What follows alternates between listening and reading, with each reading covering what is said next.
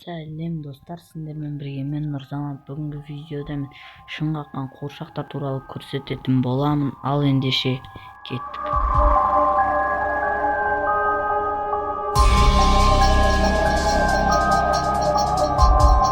Бұл видеода Үндістанда тұратын бір қыз өзінің қуыршағымен видеоға түсіру барысында қуыршағы өзіне бірден қарап қалады.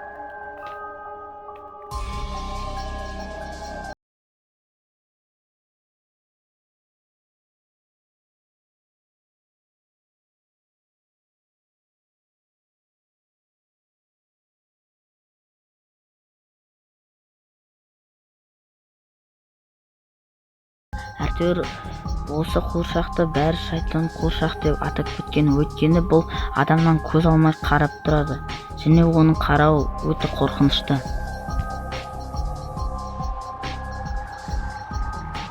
Бұл видеода егер стрим жасап жатқанда стримдер комментариясында соңғы ағасында тұрған біреу 29 секундта қуыршақтың қимылдағанын айтады.